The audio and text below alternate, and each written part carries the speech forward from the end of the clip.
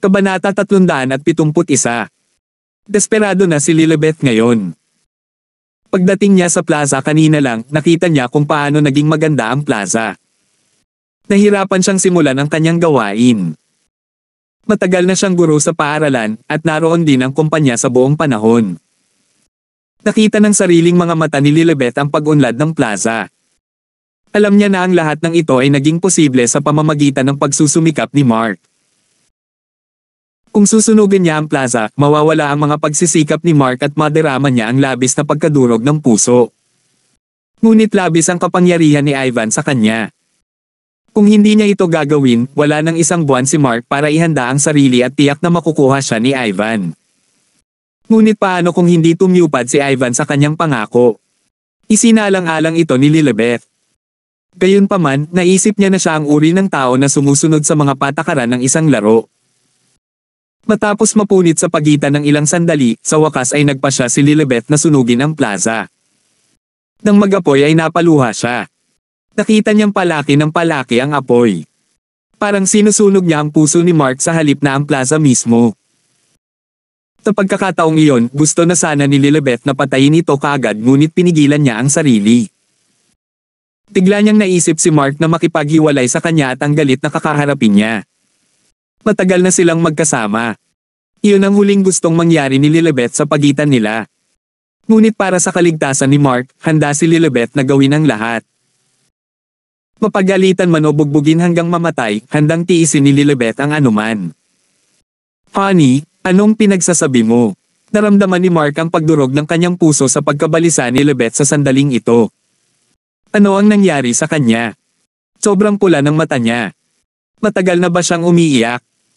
Inabot ni Mark para yakapin siyang muli, ngunit umatras ng ilang hakbang si Lilibeth. Hindi na niya kinaya. Ako iyon, tuluyang nakalabas si Lilibeth matapos magpumigla sa kanyang mga salita. Young Master, huminga ng malalim si Bettina nang lumapit siya. Laking gulat niya nang makita ang taong nasa likod ng apoy mula sa satellite image. Nagtataka siya kung bakit ginawa iyon ni Lilibeth. Basta, bakit? Hindi man lang maisip ni Bettina. Kung tutusin, mas nag-iingat siya sa presensya ni Lilibeth. Pero nitong mga nakaraang araw, nagbago ang iniisip ni Bettina kay Lilibeth. Masasabi niyang sincere si Lilibeth kay Mark. Pero kung sincere siya, bakit niya susunugin ang plaza niya? Bettina, kinilala siya ni Mark, nagulat. Naisip niya, nalaman ba niya kung sino ang taong nasa likod ng apoy? Sino ang nagsunog? Naging harsh ang tingin sa mga mata ni Mark habang nagtatanong. Alamin mo kung sino ang may gawa nito. Hindi ko hahayaang makatakas sila. Tinabi niya. Nanginginig si Lilibeth. Isang malamig na tingin ang ibinigay ni Bettina kay Lilibeth. Pagkatapos ng ilang sandali ng pag-aalinlangan, nagpasya siya. Young Master, hindi ko pa nahahanap ang salarin, pagsisinungaling ni Bettina. Well, keep looking. We must find them, no matter the consequences. Kunin mo sila para sa akin, dali. Malamig na sabi ni Mark. Natahimik si Bettina dahil doon. Abi, hindi na kailangang hanapin. Ako ang nagsunog ng plaza, pag-amin ni Lilibeth sa nanginginig na boses.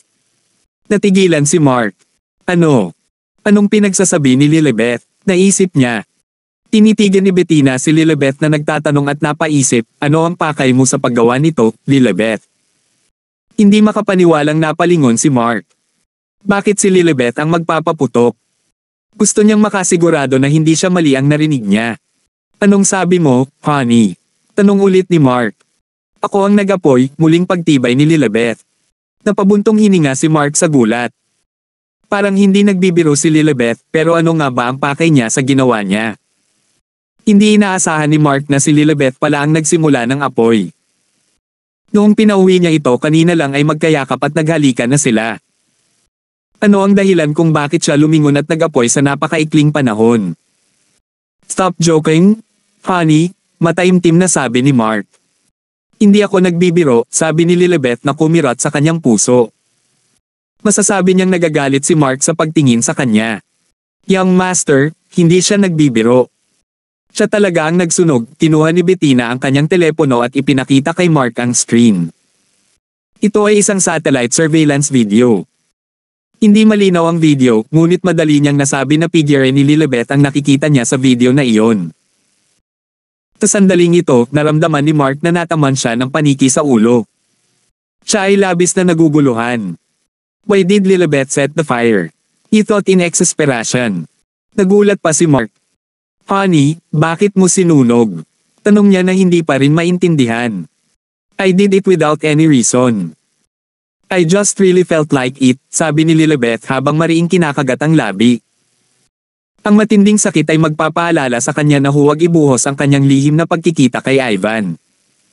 Natatakot siya na hindi niya sinasadyang masabi ang katotohanan. Hindi makayanan ni Lilibet ang tingin ni Mark sa mga sandaling iyon.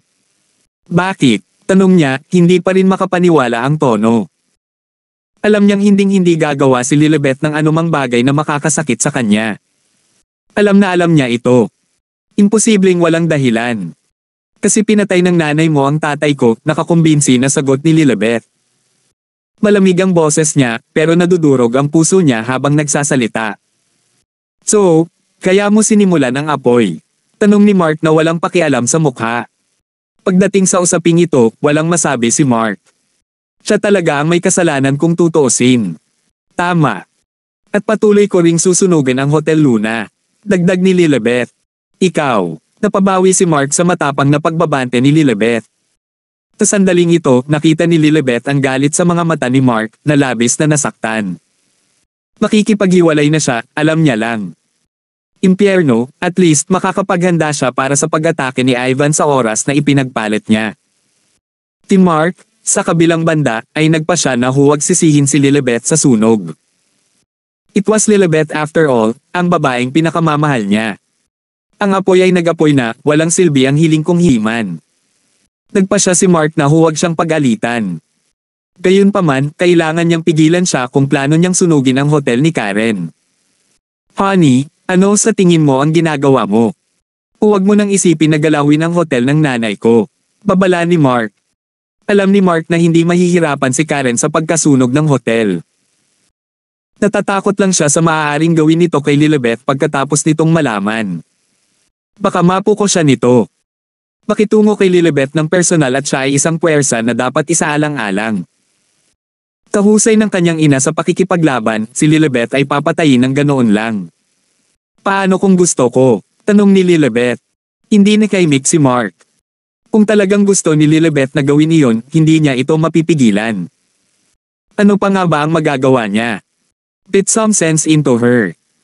Mark would never dream of pagpapatong ng kamay sa kanya, minahal niya ito ng sobra. Honey, huwag na nating isipin yun. Sabay na lang tayong umuwi, lumapit si Mark kay Lilibet habang nagsasalita. Siguradong napus siya sa limitasyon niya para bumangon pa para gawin ang ganoong matinding bagay. Naisip niya na kailangan niya ng comfort sa mga oras na ito. Hindi. Pupunasan ko si Karen sa mukha ng Earth. I swear, I absolutely will. Malakas na saad ni Lilibet. I'll burn everything you own. Ang plaza, ang kotse, ang bahay, lahat. Patuloy niya sa galit na galit. You can burn any of my things as you like, sabi ni Mark, hindi natitinag. Naantig si Lilibet sa mga sinabi nito. Akala niya ay magagalit si Mark sa kanya kung sinunog niya ang plaza, ngunit hindi pa siya gaanong napasigaw. Ngunit huwag mong hawakan ang mga gamit ng aking ina. Hindi mo siya matatalo, naiintindihan mo ba? Sabi ni Mark. Siya ay nahuli sa isang dilema ngayon.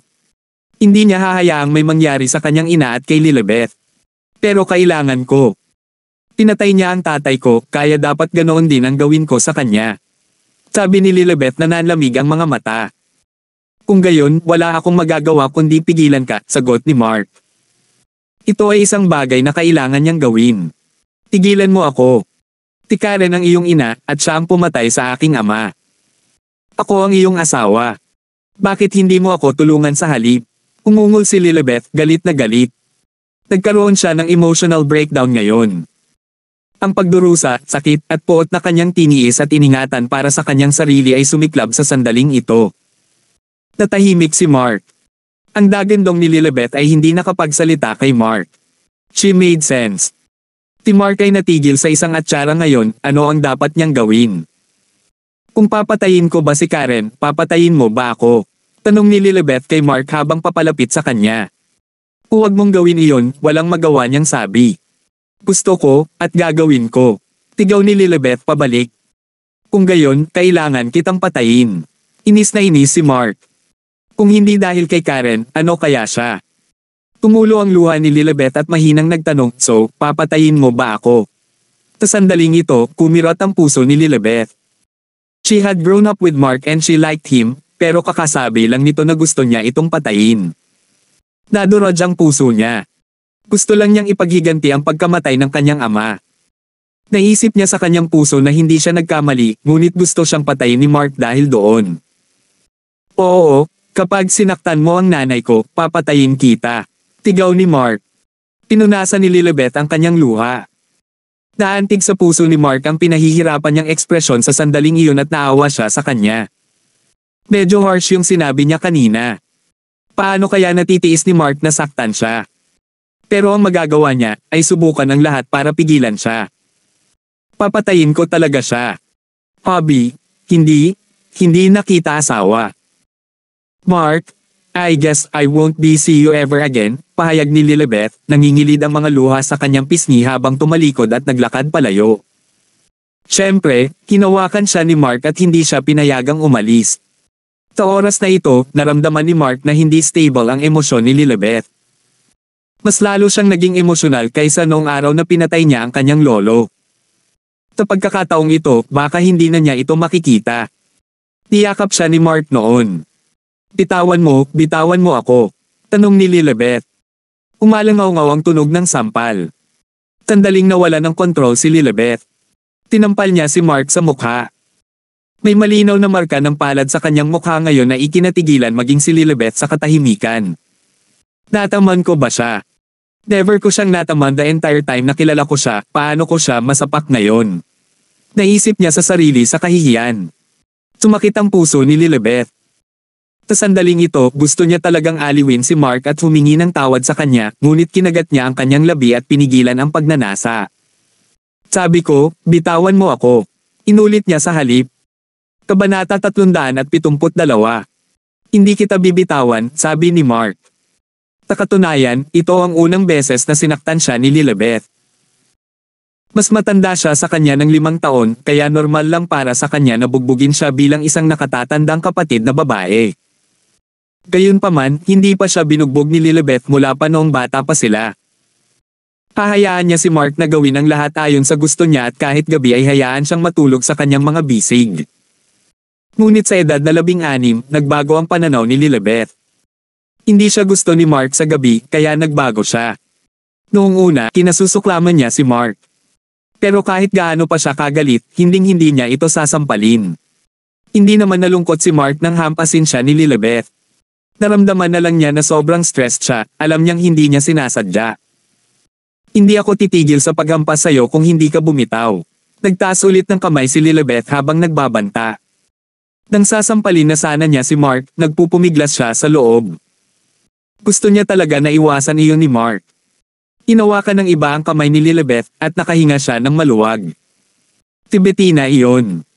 Ang tungkulin ni Bettina ay protektahan si Mark at hindi siya papayag na mabugbog siya ng ganoon.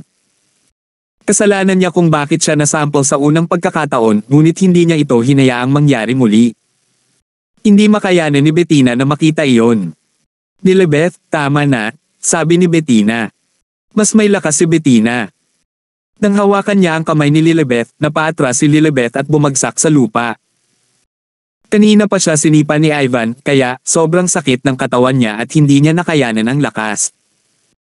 Hindi gaanong ginamit ni Bettina ang kanyang lakas at nagulat siya nang makitang hindi na makatayo si Lilibet.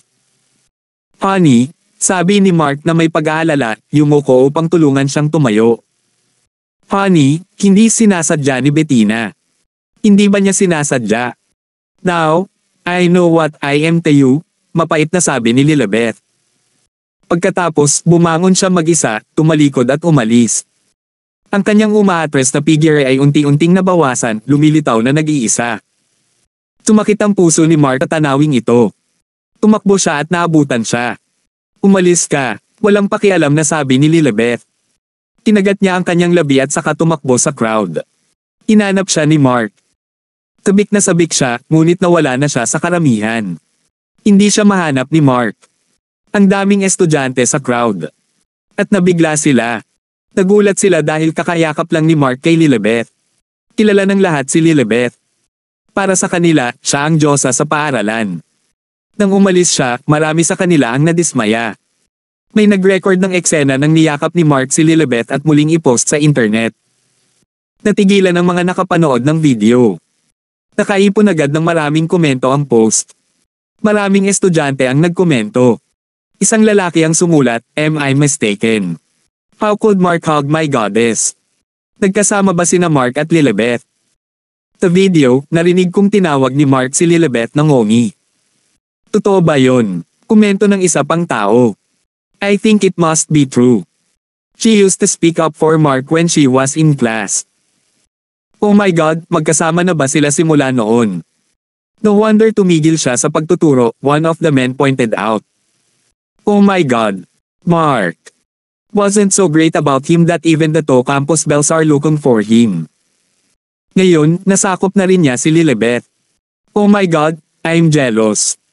Haha, anong pinagseselosan mo? Hindi mo ba nakita na sinaktan ni Teacher Paul and si Mark? Break na siguro sila, sagot naman ng isa. Dapat na akong umalis ngayon. Isinulat ng isang estudyante. Nag-viral ang post. Ang plaza na nasusunog ay walang halaga kumpara doon, nakikiusyoso lamang sila, ngunit si Lilibet ang kanilang diyosa. Nang makita ni Aaron ang apoy sa City Square, masaya siyang ngumiti. Naisip niya, Mark, malas mong tanga. Tinong nagsabing matulog ka kay Frida? Ikaw ang nagdala nito sa sarili mo. Alam din ni Frida na nasusunog ang plaza sa pamamagitan ng mga balita sa internet. She sneered and said, siguradong masisira ang plaza mo. Wala ka na ngayon kumpara kay Aaron. This is karma for not like me, you deserve it. Paulit-ulit na pinanood ni Frida ang video. Habang pinagmamasdan niya, mas masaya siya. Pakiramdam niya ay dumiretso siya sa eksena at pagtawanan si Mark ng personal. Karapat-dapat siya. At the same time, nang makakita ng ganoong eksena si Ivan, natuwa siya at napangiti ang mukha niya. Kawili-wili iyon. Pakiramdam niya ay napakaganda ng kanyang ideya. Kailangan ko bang pakawalan si Mark ng isang buwan? Bale kahit isang taon ko pa siyang pakawalan, isa lang naman siyang basura. Anong basura ang magagawa niya? Mapanuksong naisip ni Ivan. Napula ang apoy, maraming estudyante ang hindi na interesado kaya dahan-daang nagkalat ang mga tao. Gayunpaman, hindi umalis sina Melda, Queen, Sarah, at Charlotte. Nang makita nila ang plaza, naawa sila. Nasunog ang bagong bukas na restaurant ni Melda. Gayunpaman, hindi siya nalungkot dito, naawa lang siya kay Mark. Hindi naging madali para sa kanya dahil nagsusumikap siyang mapago ang kanyang negosyo. Galit na galit si Queen habang iniisip sino ang gumawa nun.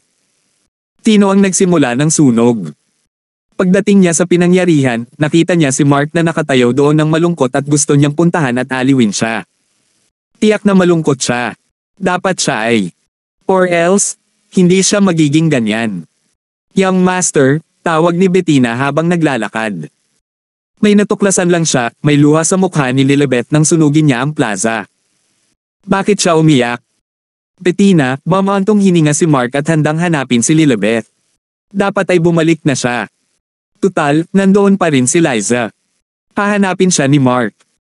Young master, I think Lilibet didn't set the fire because of the president, pag-analiza ni Bettina. Mataas ang sinabi ni Karen tungkol kay Lilibet.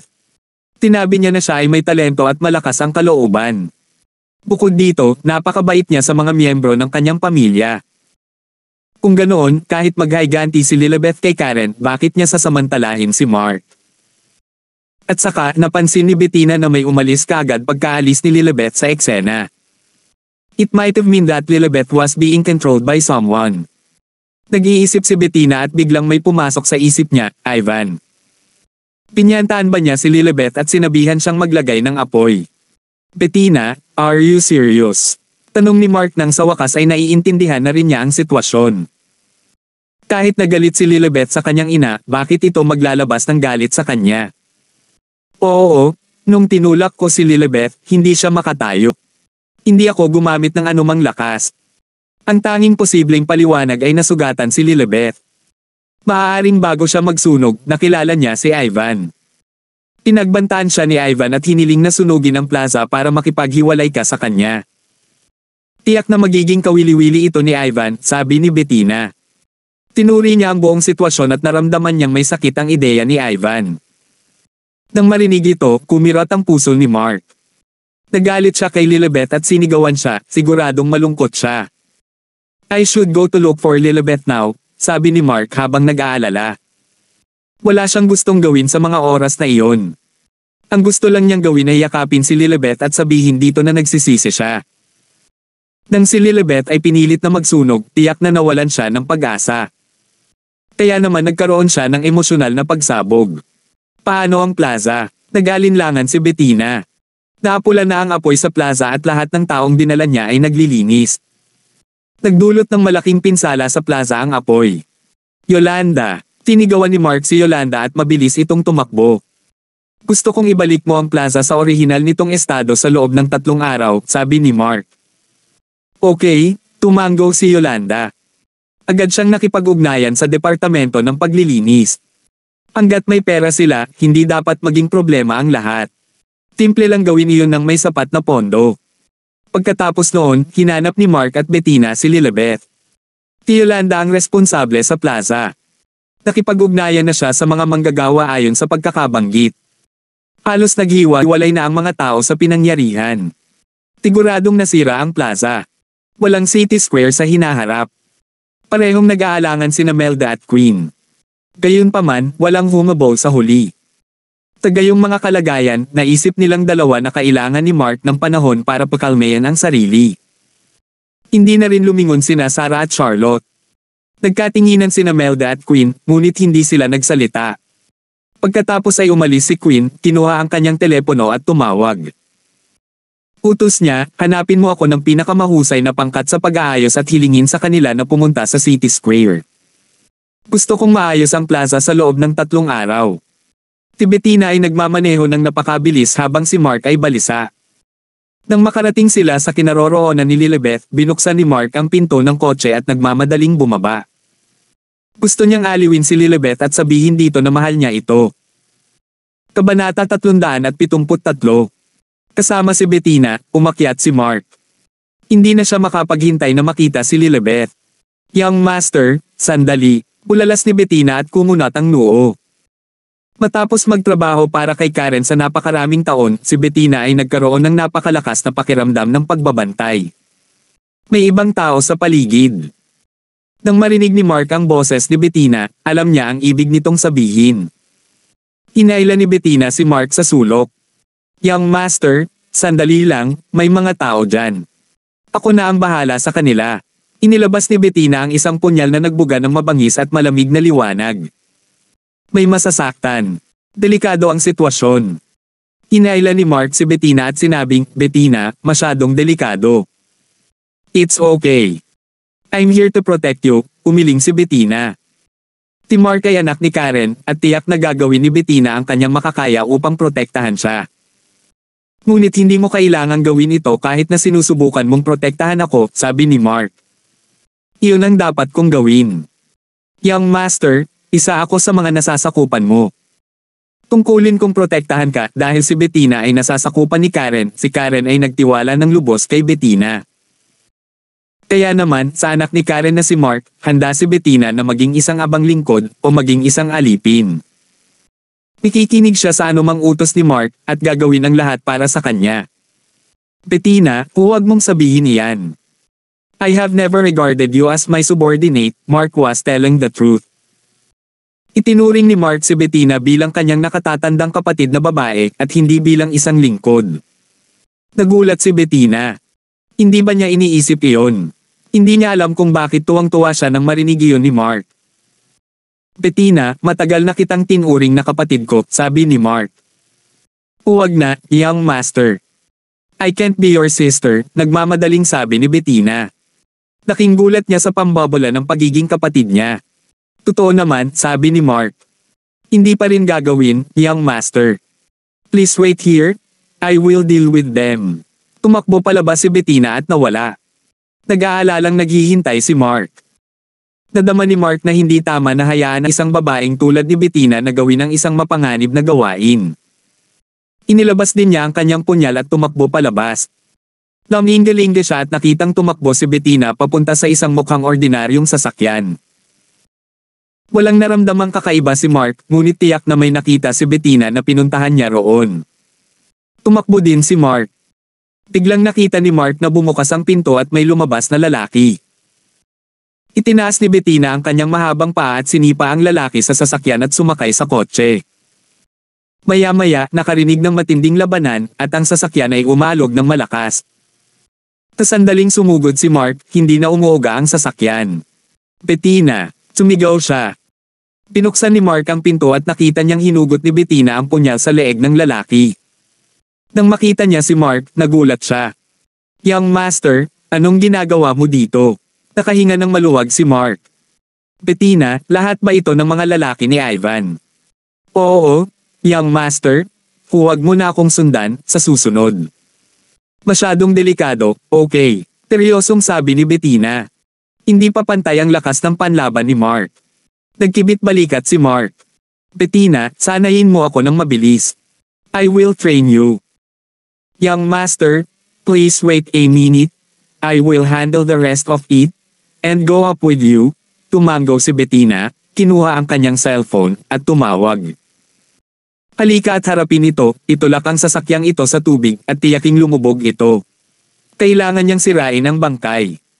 Kung hindi, sila ay nasa malaking problema. Well, Young Master, it's time to go upstairs. Lumabas si Bettina sa sasakyan at mabilis na umalis kasama si Mark. Oh, yung 2 taong sumunod kay Lilibet pinatay na ni Bettina. Sumimangot si Ivan. Kinuyam niya ang wine glass sa kamay. I was wondering why Karen would dare to go to the United States. It turns out that she has arranged for people like Bettina to stay with Mark. Karen has hidden her pawn, Bettina, so well. Napaisip si Ivan. Tumayo si Ivan at medyo madilim ang mukha niya. Ngayon lang ulit nakilala ni Lilibet si Ivan. Sigurado siyang tutuperin ni Ivan ang kanyang pangako at hindi gagawa ng anuman kay Mark kahit 1 buwan lang. Gusto niyang makaalis doon dahil sinabi ni Ivan na hanggat nakilala niya si Mark sa loob ng buwan, agad na sasalakayin ni Ivan si Mark. Hindi niya hahayaang may mangyari kay Mark. Hindi papayag si Lilibet na mangyari ang ganoong bagay, kaya kinailangan niyang kunin ang kanyang ina at ang bodyguard ng kanyang ina. Pag-uwi niya, galit na galit si Liza nang makita niyang bumalik ang kanyang anak pagkaraan ng mahabang panahon. Dahil ba nagpunta si Lilibet sa isang hotel kasama si Mark para makipagtalik? Kung hindi, bakit late na uuwi si Lilibet? Iniisip ang pabango na nakita ni Liza sa huling pagkakataon, nagalit siya. Sa pagkakataong ito, matagal nang wala si Lilibet. Paano kung nabuntis siya? Gustong magalit ni Liza, ngunit nang makita niya ang namumula at namamaga ng mga mata ni Lilibet, nagulat siya. Lilibet, anong meron? Mom, pack up your things.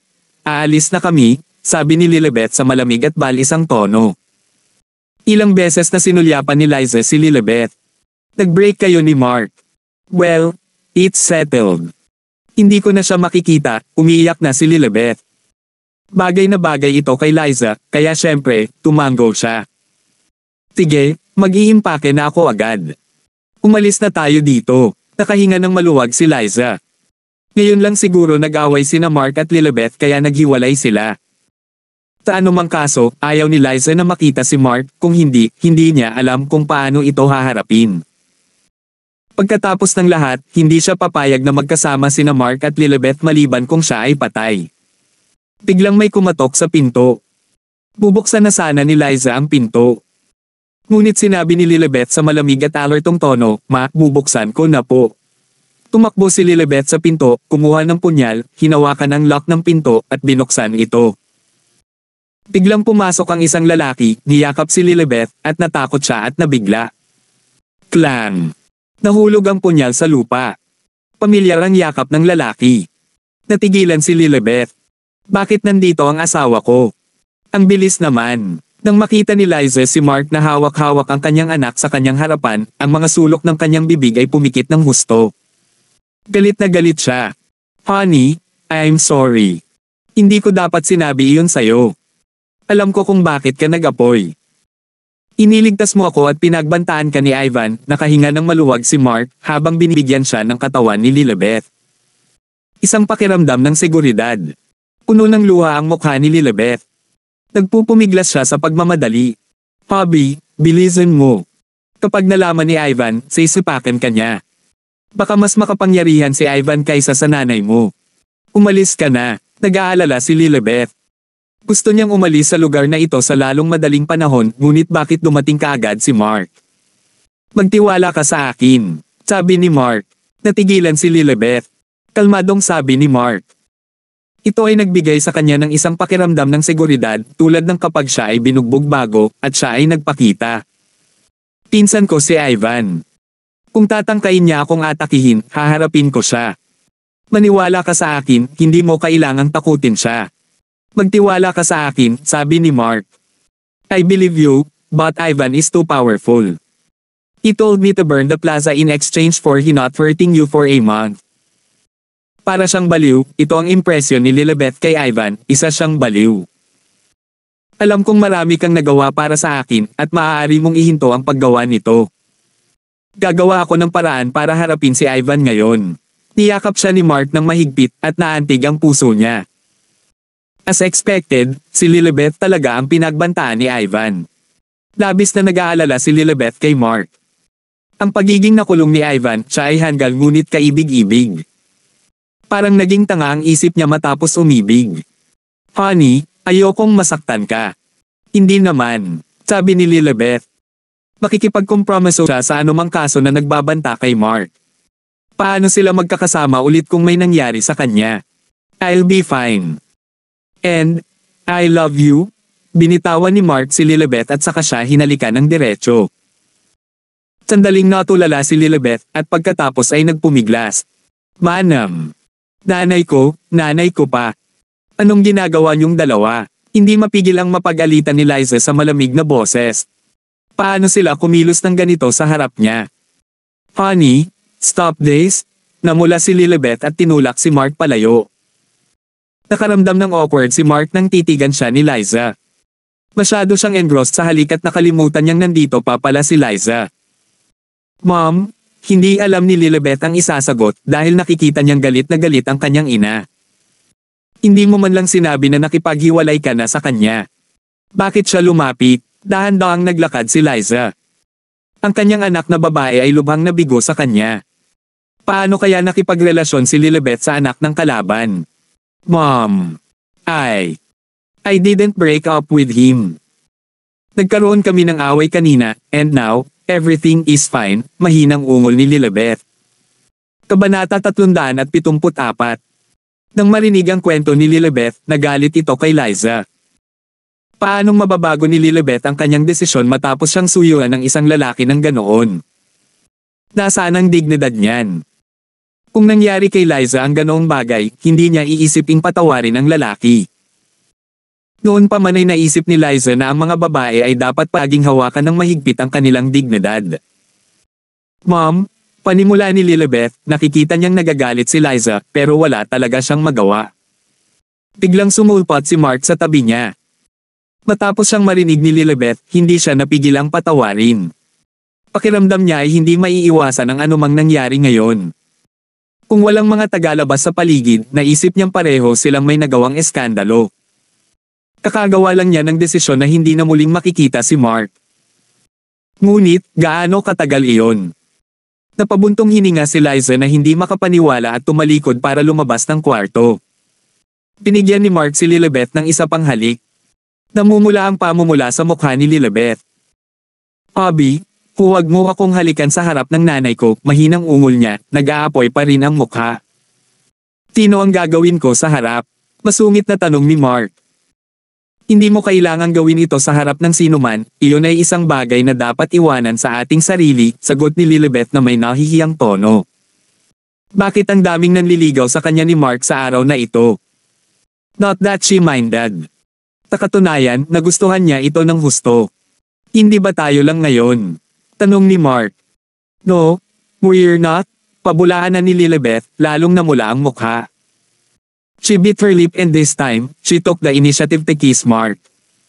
Gama ng pakiramdam ngayon ni Mark. Minsan, ganito ka-cute si Lilibet. Honey, ayusin mo na ang mga gamit mo. Ang lugar na ito ay binabantayan ni Ivan. Umalis muna tayo dito, okay? Ano ang pakiramdam mo sa pagpunta sa Hotel Luna? Tanong niya. Nanlalabo ang mga mata ni Lilibet dahil doon. Okay lang sana ako, pero magiging okay ba si Mama? Naisip niya sa sarili.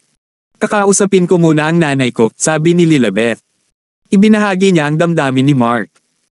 Hindi niya akalain na kakayanin pa niyang manirahan sa lugar na ito. Tinabi ni Ivan na siya ay omnipotent at kaya niyang subaybayan ang isang malawak na hanay ng mga lugar, kabilang ang lugar ni Ramon.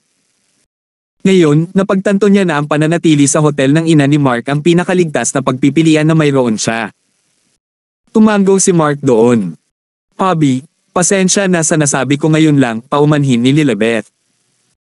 Alam niyang nasaktan niya si Mark sa kanyang mga salita, hindi pa banggitin ang sampal na ibinigay nito sa kanya. Inabot niya ang isang kamay sa pisngi nito at nagtanong, Hobby, masakit pa ba? Umiling si Mark na nagpapahiwatig na hindi na ito masakit. Inalikan ni Lilibet ang pisnging sinampal niya noon at muling nagtanong, masakit pa ba ngayon? Iyon lang ang kaya niyang gawin. Habang iniisip niya ang kanyang mga aksyon, mas lalo siyang nalungkot. Hindi siya makapaniwala na sinaktan niya si Mark ng ganoon. Masakit talaga, sabi ni Mark.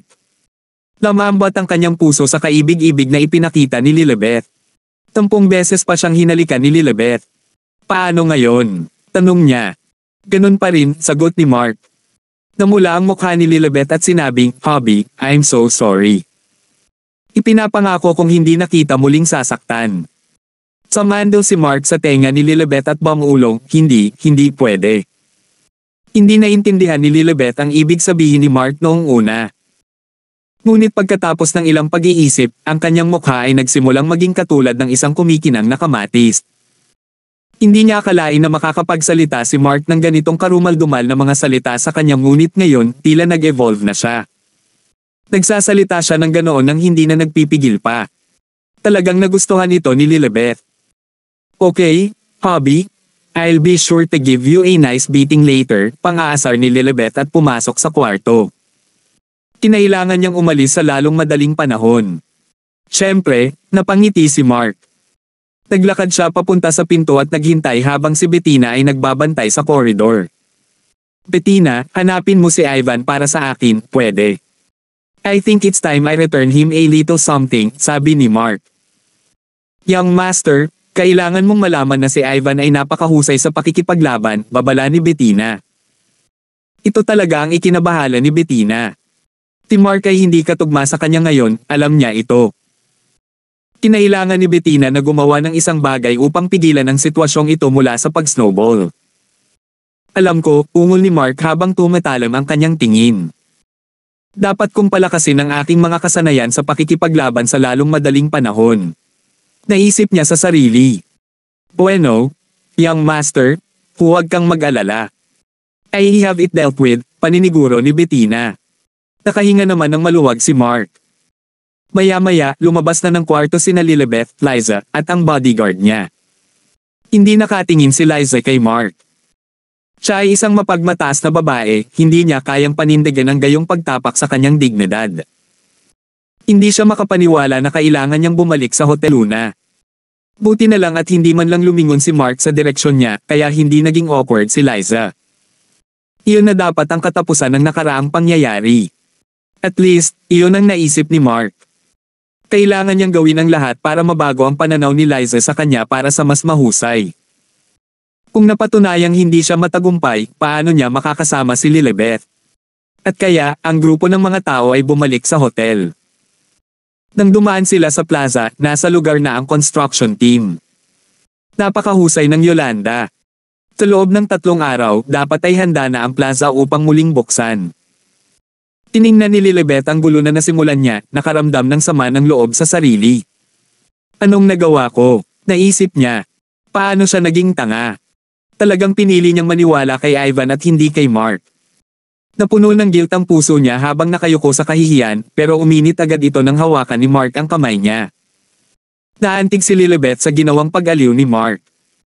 Gayunpaman, nang makaalis si Mark at ang iba pa, si Leona ay tumingin sa gulo ng isang plaza na may matinding pagsimangot. Alam niyang si Lilibet ang nagsimula ng apoy. Anong meron sa babaeng yun? Paano niya nagawa ang ganoong bagay? Napaisip si Leona. Nakipag-ugnayan na si Leona sa kanyang mga tauhan hindi ilang sandali. Kinailangan niyang tulungan si Mark na itayo ang kanyang plaza sa orihinal nitong estado. Sa totoo lang, matagal nang alam ni Leona na darating si Ivan na naghahanap ng gulo. May napansin siyang ilang na hinalang tao sa satellite monitor ng plaza. Sino pa ba ang mag-aasal ng napakahinala kung hindi si Ivan? Ivan, tiyak na babayaran kita. Galit na naisip ni Leona. Sa oras na ito, ang kanyang mga titig ay tila maaaring mag-freeze ng hihi. Ilang sandali pa ay bumalik na sila sa hotel. Si Bettina ang nagayos para kay Liza at sa bodyguard niya habang si Mark naman ay nagayos para kay Lilibet. Naplano na ni Lilibet ang gabi. Nang hilingin sa kanya ni Mark na magpahinga ng mabuti. Hinailan niya ito sa isang tabi at iminungkahi, "Hobby, samahan mo ako ngayong gabi." Si Liza at ang bodyguard niya naman ay napadpad sa presidential suite sa katabing pinto. Gustong-gusto ni Mark pero alam niyang kailangang manatili sa labas si Bettina. Sumilip si Mark kay Bettina na nakapikit at nakasandal sa sofa. Siyempre, hindi talaga siya tulog. Medyo kakaiba lang ang naramdaman. Hindi niya maimulat ang kanyang mga mata na parang isang walang alam na tanga ngayon, di ba? Siyempre, alam niya kung ano ang gagawin ni na Mark at Lilibet sa kwarto. Naramdaman na lang niya na medyo kakaiba para sa kanya na nasa labas siya habang ginagawa nila iyon. Gamaan ang pakiramdam ni Mark nang isara niya ang pinto. Agad siyang hinailan ni Lilibet sa gilid ng kama, binigyan siya ng mahigpit na yakap. "Hobby, ipikit mo ang iyong mga mata," sabi ni Lilibet sa mapang-akit na boses. Si Mark, siyempre, ginawa ang sinabi niya. Pakiramdam niya ay malaki ang pinagbago ni Lilibet sa aspetong ito. How he wished he'd been more mature when he's 16. Kung sana, mas maaga niyang na-enjoy ang katawan ni Lilibet. Matapos makipag-ayos ni Lilibet kay Mark, binigyan niya ito ng isang ngiti.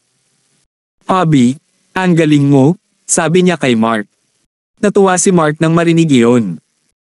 Bagamat malayo pa siya sa pagiging outstanding, nakakatuwang marinig ang gayong pampatibay loob mula sa isang babaeng tulad ni Lilibet. Maya-maya ay naligo si Lilibet. Nasugatan ang katawan niya at ayaw niyang makita ni Mark ang bagbog niyang tiyan mula noong sinipa siya ni Ivan. Pagkalabas ng shower ay muli siyang sinalubong ng mapang-akit na tingin ni Mark. Gumalaw siya para yakapin si Mark at sinabing, "Hobby, pagod na pagod ako. Gusto kong matulog." She was indeed tired, nakahiga dito laban sa pintig ng puso ni Mark na nagpapagaan sa pakiramdam niya. "Then sleep," bulong ni Mark. Maya-maya ay pumikit silang dalawa at nakatulog. Kinaumagahan, nagising si Lilibet na nakangiti. Nakahiga siya sa ibabaw ng katawan ni Mark sa kanyang pagtulog. Napakasarap ng kanyang tulog. "Hobby, oras na para sa klase. Gumising ka na, let's go," sundot ni Lilibet kay Mark habang nag-o-usher. Iniling ni Lilibet kay Mark na bumangon ngunit nagkunwari itong hindi niya narinig na natiling hindi kumikibo. "Alam mo, masarap mag-ehersisyo sa umaga. Hobby, let me help you with that," sabi ni Lilibet, her tone playful. Iyon talaga ang hinihintay ni Mark. Makalipas ang 5 minuto.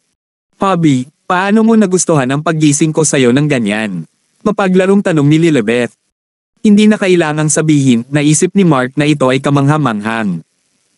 Gustong-gusto ni Lilibet ang nararamdaman niya ngayon. Tumagilid ito at hinalikan siya. "Hobby, you're adorable.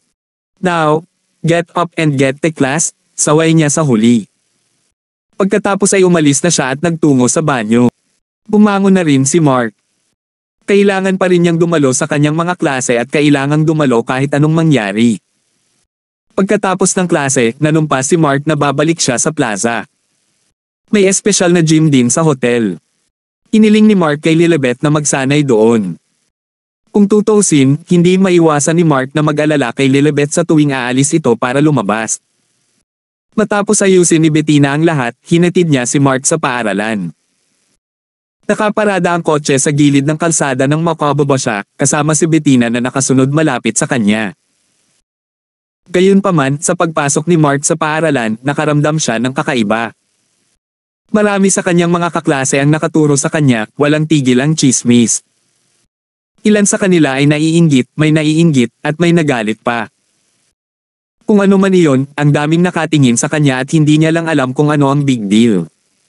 Nang pumasok si Mark sa paaralan, naramdaman niyang bigla siyang naging celebrity magdamag habang ang lahat ng mga estudyante ay nakatingin sa kanya, nakikipag-usap sa kanilang mga kaibigan sa mahinang boses. Medyo natarante si Mark. Ano ang nangyayari? The coffee fiasco had been days ago, walang dahilan para gawin nila ito. Lalong naging curious si Mark habang tumatagal.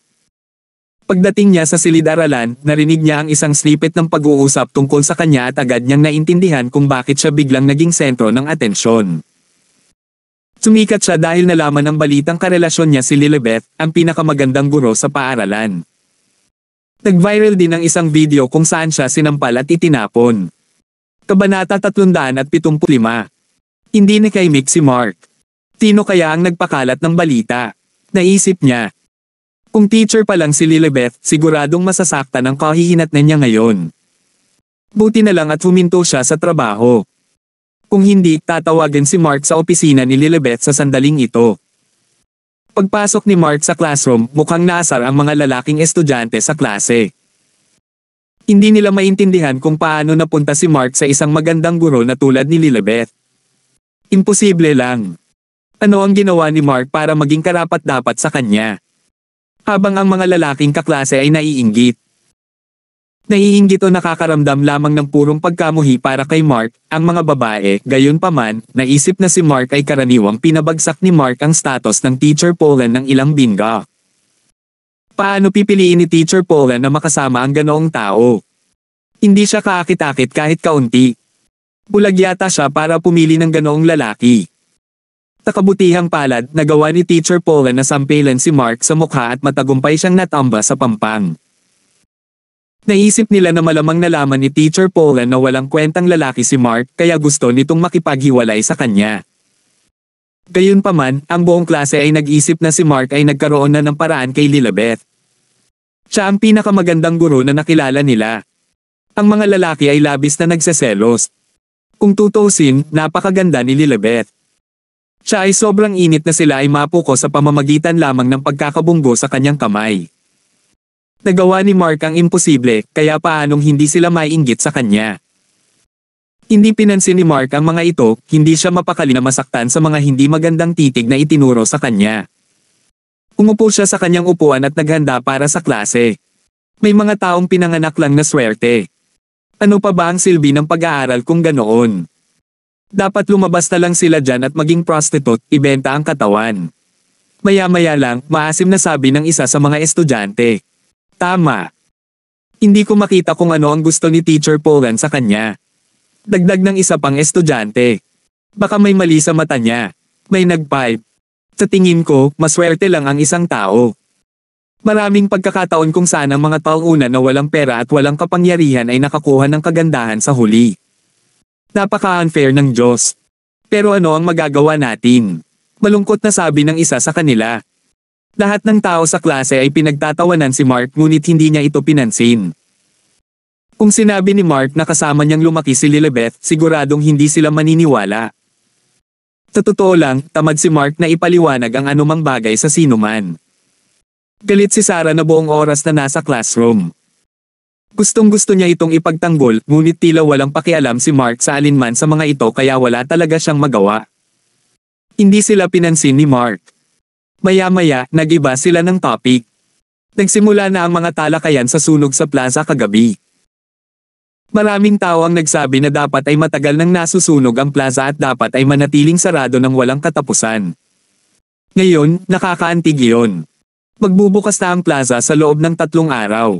Malamig na wika ni Mark. Sino ka sa tingin mo? Sa tingin mo ba magbubukas ng ganun lang? Ang ilang mga kaklase ay nagsabing nandidiri at nag-isip ano ang sinasabi niya. Ang plaza ay nasunog sa isang kaawa-awang kalagayan, paano ito magbubukas sa loob ng 3 araw? Baka boss siya, kaya niya alam. Panunuyan ng isang estudyante. Haha, boss. Nakakatuwa. Mark as the owner of the plaza. Quit joking. Tumawa ang isa pang estudyante. Sabi ng isa sa kanila, kung hindi ito muling magbubukas sa loob ng 3 araw, kakain ka ba ng turds para sa almusal? Pinagpatuloy nila ito, pinagtatawanan si Mark. Sa oras na ito, pumasok ang isang magandang guro. Medyo nagulat ang lahat sa klase. Naatasan na ba ang kanilang klase ng bagong guro? This time, maganda din. Hindi man kasing ganda ni Lilibet ang burong ito, maganda pa rin siya. Tinilip muna ng guro si Mark sa sulok. Siyempre, specially invited siya ng principal sa school all because of Mark. Ang pinakamahalagang bagay sa kanya ngayon ay mapanatiling masaya si Mark. Siyempre, hindi niya hahayaang malaman ang kanyang intensyon.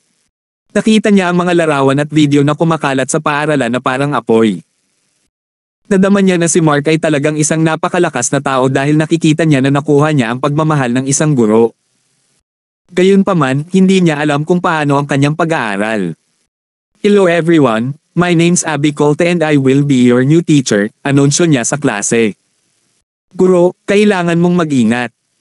May mga tao sa silid na ito na dalubhasa sa pakikipag-date sa mga guro. Pinaalalahanan ng ilang kaklase si Abby pero nagtawanan ang buong klase dahil doon. Napatingin ang lahat kay Mark sa sulok at tumawa ng may pangungutya. Akala nila nakakawa. Talagang nagalit sila na si Mark ay nakipagkita kay Lilibet at sinamantala ang pagkakataong ito para ilabas ang kanilang mga frustrations. Bahagyang napangiti si Abby dahil doon. Salamat sa iyong pag-aalala. Sige, oras na para sa klase, sabi niya. Gayunpaman, nang makita niyang hindi maganda ang ekspresyon ni Mark, nagatubili siya at pinuntahan siya para kilalanin. Hoy, yung estudyante dyan sa sulok, may sasabihin ka ba? Tanong niya. Don't tell me iniisip niya talaga naman ligaw sa teacher. Tawa ng isang estudyante. Nakalimutan mo na ba na sinampal siya ni Teacher Polan kahapon? Sa tingin mo ba ang isang tulad niya ay makakasama sa isang babaeng tulad ng teacher natin? Sabi ng isa sa mga babae. Nanatili sila sa kanilang pangungutya habang ibinahagi nila ang kaisipang sobrang kumpiyansa niya. Akala ba niya ay papanig din sa kanya ang swerte sa pagkakataong ito? Imposible, tama ba? Nababaliw na ba kayo? Sa wakas ay napabulala si Mark sa sobrang galit. Hindi na niya kinaya ang pangungutya. Nakakainis ang walang tigil na tawa at panunuya kahit anong gawin niya. Hindi ba nila natatandaan na pinainom niya sila noong nakaraan? Ang mga taong ito ay napakawalang utang na loob. Napaisip si Mark. Nagpa siya si Mark na hindi naman nahimik pa. Gusto niyang sabihin sa lahat na mayroon siyang pera. Na mayaman siya. Ano ang sinabi mo? Hindi nasisiyahang tanong ng isang estudyante. Just because you buy us coffee last time, you think you're all that, huh? Panunuya ng isa pang estudyante. Tama. Kahit basura ay mas kapaki-pakinabang kaysa sa iyo. How dare you raise your voice at us? May death wish ka ba? Tigaw ng isa pang estudyante. Galit na galit ang buong klase ngayon. Maraming mga lalaki ang tumayo mula sa kanilang mga upuan, nanlilisik si Mark. Hindi nila matiis na pinapagalitan sila ng ganyang taunan. Tumingin si Mark sa kanila at mahinahong sinabi, kung gusto nyo akong suntukin, lumapit kayo sa akin. Di man. Hindi ka ba umiinom ng meds mo ngayon? Bubugbugin kita hanggang mamatay, alam mo na.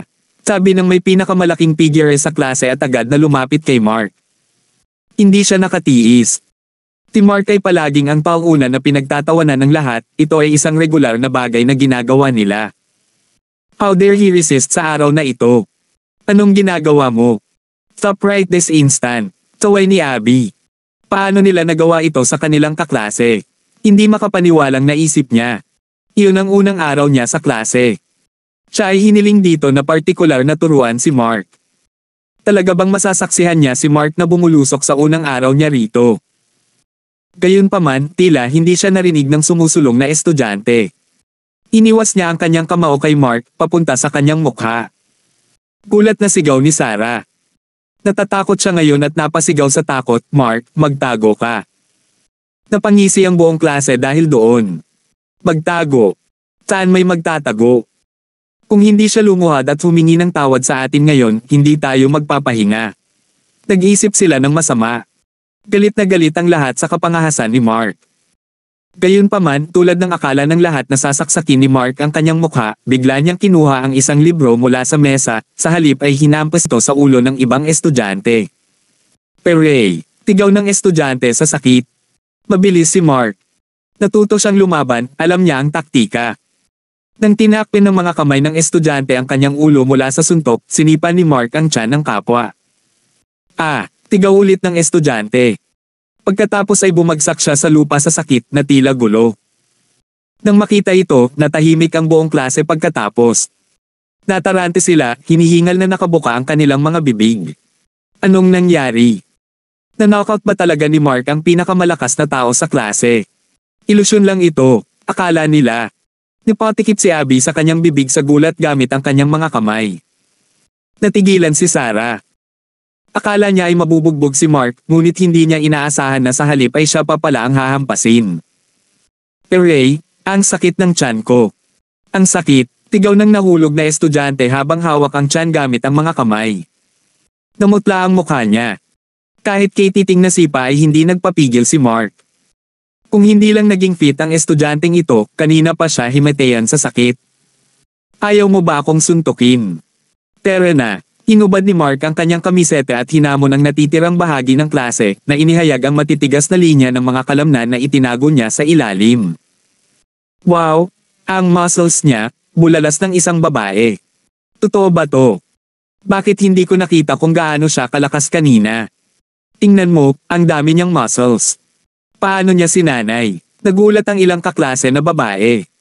Hindi pa nila nakita si Mark na walang sando.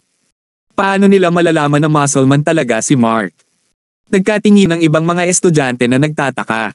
Sa tingin mo malakas ka talaga, no? Basura kung ano yung muscles na yan. Halika, turuan natin siya ng leksyon. Tigaw ng isang kaklase habang nangunguna. Ilang estudyanteng lalaki ang sumugod doon. Bagamat kasi simula pa lamang ni Mark sa pagsasanay para sa pakikipaglaban, hindi naging problema para sa kanya na bugbugin ang iilan sa kanyang mga kaklase. Sa ilang suntok, natamba na niya ang ilan sa mga ito. Hindi ito naging hamon para sa kanya kahit kaunti. Ang mga taong ito ay nasa talagang masamang pisikal na anyo. Naghiyawan sa sakit ang mga estudyante habang napapa-address sila sa mga suntok ni Mark. Walang ibang ingay sa klase maliban doon. Natahimik naman ang iba pang estudyante. Nagulat sa malalakas na suntok ni Mark, lahat ay nagsimulang gumawa ng sarili nilang mga iniisip at conclusion tungkol sa nangyari. Si Mark ay dapat na nag-practice nito noon pa. Kung hindi, paano siya magiging sanay? Tama-sama nilang naisip. Go on. Hindi mo na ba ako papatulan? Ngayon na ang araw na hinahanap mo. Galit na sambit ni Mark. Bihira lang siyang magalit ng ganito. Ang mga taong ito ay talagang nagmura sa aking plaza. Karapat-dapat silang bugbugin. Mabangis niyang pag-iisip. Ano pang hinihintay mo? Nasaan na ang mga taong nananakot sa akin kanina lang? Halika dito. Itinaway ni Mark ang kanyang kamay bilang paanyaya ngunit walang nang ahas na lumapit o magsalita man lang dahil literal na nabigla si Mark sa kanilang lahat.